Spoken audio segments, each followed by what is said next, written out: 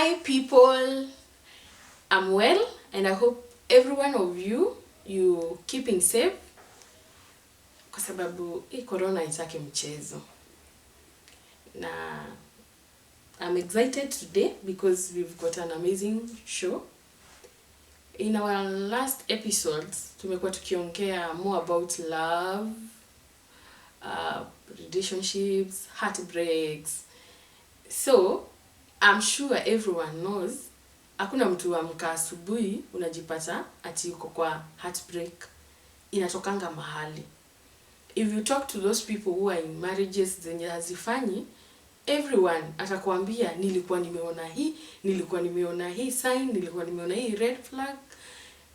Nikasema maybe we work out things as we get into that marriage.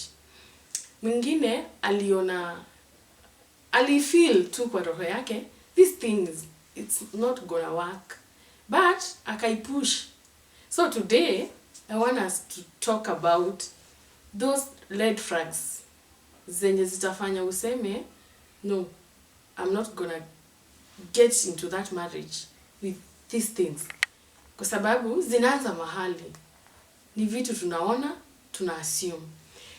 So our number one red flag, it's insecurity. Insecurity, what do I mean? If you feel, one of you, if you're in a relationship and you feel maybe you guy or you a girl, kila saa mnashindanga kuulizana ni nani huyo amepiga simu, sijui nani hao mlikuwa mmehang out na wao. Insecurity, like everybody, sijui kama ushajipata in a relationship, mko na mtu mahali, maybe mko date, ukimaliza tu kuongea na simu hivi ako hapo kukuuliza na huyo ni nani mlikuwa mnaongea na yeye. I've ever found myself in a relationship where this guy was so insecure ya kwamba nikienda place, hata nimeenda meeting ama udhoni or something, niko place na mabeshto wangu, anakupigia simu na the first question anakuuliza ati huyo ni nani au ni kina nani mko na wao. Unamwambia ni mabeshto wangu, ana insist ni mabeshto kina nani, wataje na jina. So you wouldn't want to go into or get into a marriage with such a person because mtasumbuana. Uwezi kaa hii dunia peke yako, you have to hang out with friends. So utaishio maisha ya every time who is that insecurity, like ni kama hakutrust, like every time ana feel lazima ukue ni kitu mbaya unafanya. So hiyo si maisha nzuri. And if you hear you're dating such a guy or such a girl, that's a red flag. You cannot just assume that.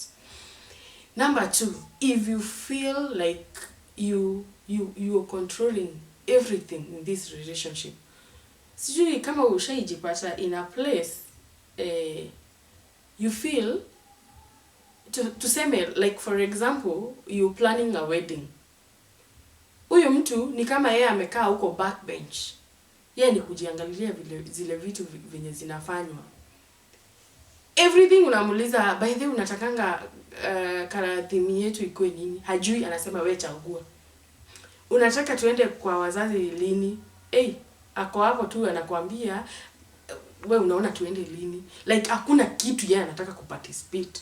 You in this thing alone. That's a red flag, because inaonyeshana huyu mtu ni kama hata roho yake hata yuko hapo.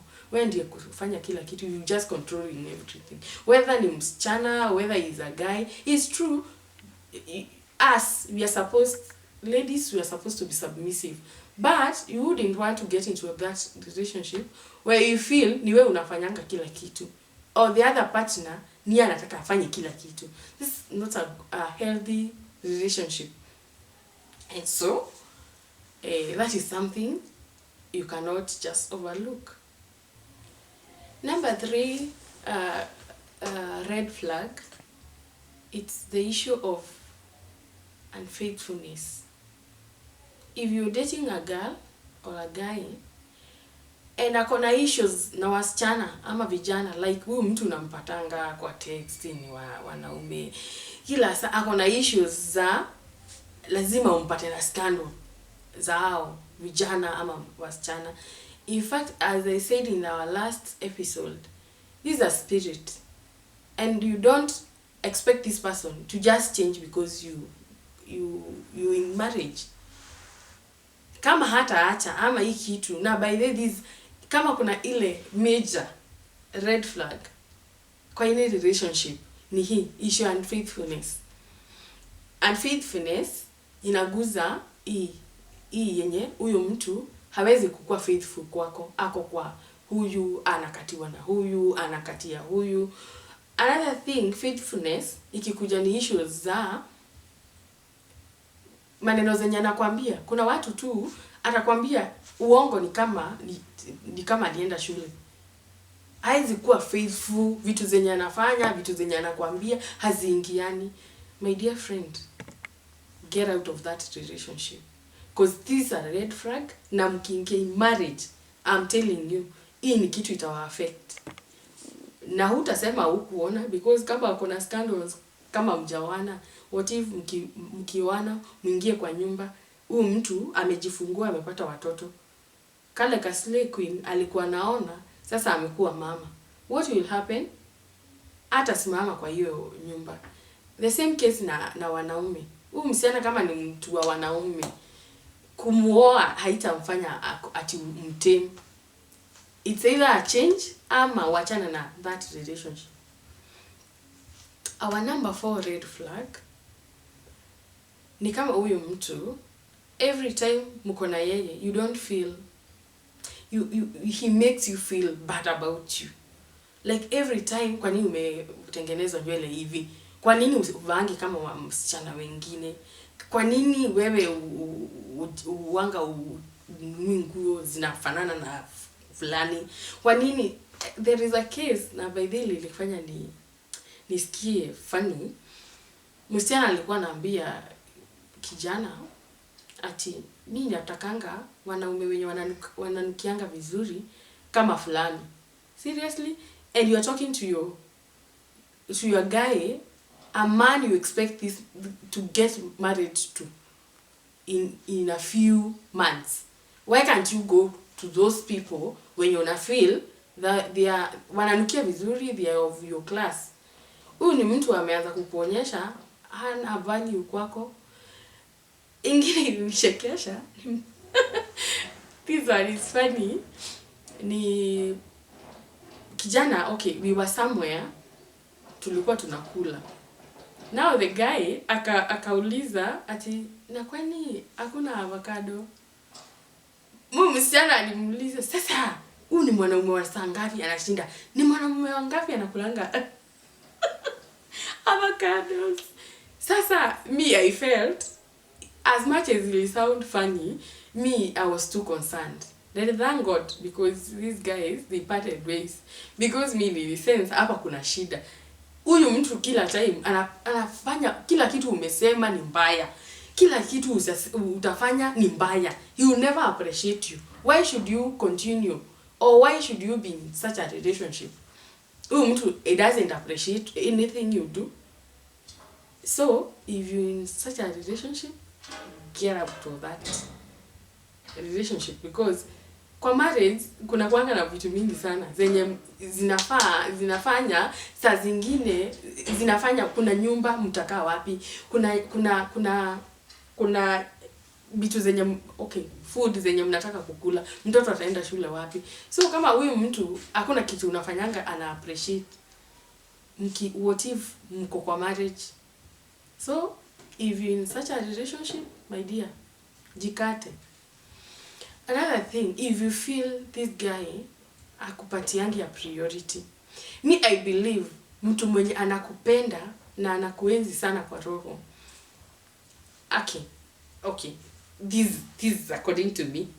Ameamka asubuhi, amejitayarisha, amepanda gari, ameenda job. Hiyo time yote hakuna place unaingilia kwa mind yake. Anafanya kazi, and jioni na huko majioni, labda that is when he will just call you.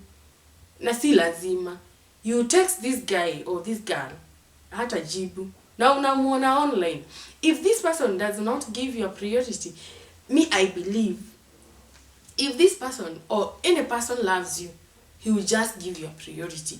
Si lazima ukae ukinipigia simu, but there are times utajipata you are too busy hata hukukumbuka uku in a position ya maybe calling this person, but a text will do. Just text this person, mwambie today I might be very busy and bra bra bra. Kuna mtu atakaa hapo, unamwona tu online ana chat, and hata ile time utaenda kumuuliza nile kutext hata haoni kama hiyo ni issue, anaona sasa unafanya utoto. So if me, I totally believe if you love me, you give me attention. You cannot just tell me that I should understand ulikuwa busy the whole day. I didn't crisscross your mind. Hapo kuko na shida. That's a question mark and a big one. So if you feel this person doesn't give you, or he doesn't give you a priority in his life, I think you're in a wrong place. Another one, this one is very major, immaturity. Because marriage is not for boys or girls. Marriage is for grown-ups. So mtu akianza ile utoto, mkienda ku reason, yani ana reason, unashindwa guy. You ana stoop too low. Marriage inataka watu hapa wamekoma, mtu ako very sober, because iko na vitu mingi sana zinaweza fanya. Like every minute unakimbia kwenu kama wewe ni msichana. Kama wewe ni mwanaume, like every minute unashinda kwa pub, wenye wanaendaka pub. Because iko na too many things zenye zinakufanyanga ufeel like unaweza potea the next minute. But if you gotten married to somebody who is very mature, mta reason vizuri, mnaingiana mkimawazo. Si mtu wewe unapanga hesabu ya 100,000, yeye by the way anaongea mambo ya pizza, vile utaenda kumnunia pizza. Mingine wewe uko na vision ya vile mnaweza muenda msave, mnunue kashamba mahali, muache kukodi, uende kukaa kwa nyumba za kukondisha. Yeye anaanza kukuambia niliona nguo ya designer. My goodness. Au watu wawili tofauti. So maturity is very key. Guys, allow me go for a break kidogo. I'll be back. Mtu unafeel unamuogopa kushinda mwalimu. Yani, it's true, this guy, at the end of the day, he'll be your husband, and you're supposed to be submissive. Lakini si tena akuweke kama katoto kadogo. Ukimuona, ni lazima uangalie ni wapi umemess. That is not the way to go. Another thing, you don't want to get married to somebody mwenye every time ukimeet guy lazima kukuwe na something to argue about. Lazima atafutilie kitu ya kukosana. Mimi ninashangaa when you get into that marriage, kuna watoto wanapelekwa shule, mtaargue atapelekwa shule wapi, mtaargue mtakaa wapi. Yani in marriage there are too many things to argue about. Sasa kama hii ya courtship inafanya every time lazima kukuwe na kitu mna argue. What if mkioana? So this another thing you cannot overlook that. Na kuna watu wameumbwa hivyo. Hakuna kitu ya mtu anaonanga kifanya vizuri. Lazima kukue atoe makosa. Lazima muargue. Lazima awin. Mkiargue lazima yeye atawin. Hata kama ako kwa makosa, he or she is not ready even to say sorry. Lazima atafute excuse, lazima ajijustify. That is something, by the way, ukiingia kwa marriage utapata hizi vitu zote zenye tunafanya hapa zinaendaga zinakuwa mlima. Si ati zinapunguka. If you not deal with them when you courting, if you not choose to just run for your life, hizi vitu ukizipata kwa marriage zitakuwa mlima. Nikienda kumalizia, kuna hii ya watu wenye wanakuanga very irritable. Like anakuwa irritated ovyo. Kakitu tu umesema hata hukumaanisha, you are trying to make a joke. Amekuwa irritated. Akikasirika, ni wale watu wanakuambia nitakuua wewe nitakugonga wewe. By the way, hizo words za mtu kushinda akikwambia nitakugonga, nitakuua, you should not take them lightly, because the Bible tells us in the abundance of the heart the mouth speaketh. Huyu mtu mwenye anakuambia nitakuua, ukiuliza wale watu wenye wamejionea kwa marriage, wamekatwa mikono, wamefanywa those messes zenye zimekuwa zikiendelea kwa media, haikuanza kwa marriage. Huyu ni mtu tu anaamka mkiagi, wewe naweza kugonga vibaya sana, wewe naweza kukuua. So hizo words, don't take them lightly. That's a red flag. Alafu kuna hao watu wengine hawafungukangi.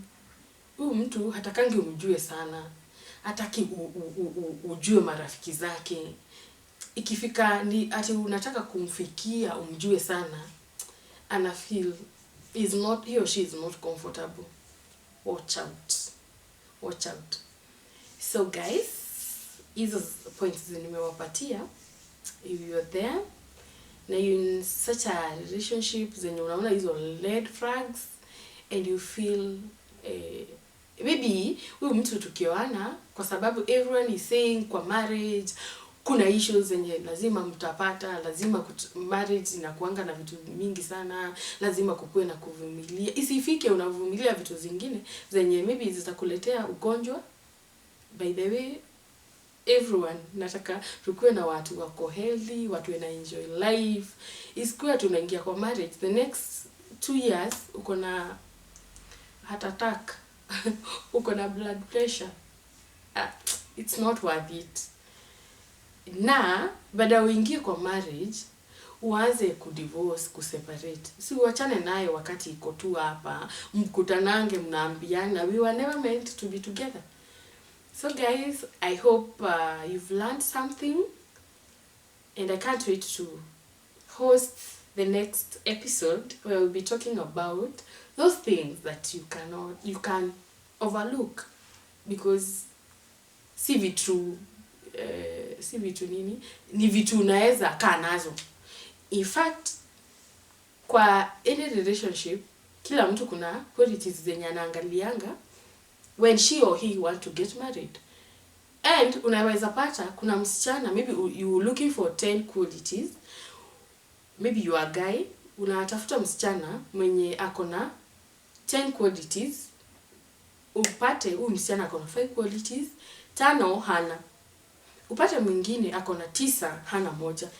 And kwa hii moja you feel I cannot do without this one, ama hii moja I cannot overlook.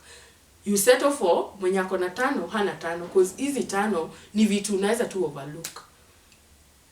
Nitawachia hapo, ndio tupatane kwa next episode kwenye tutakuwa tunaongelelea the things you can just overlook because they are not weighty. See you guys, and you've seated there, you've not subscribed, kindly please just do it for me. I love you guys. Bye.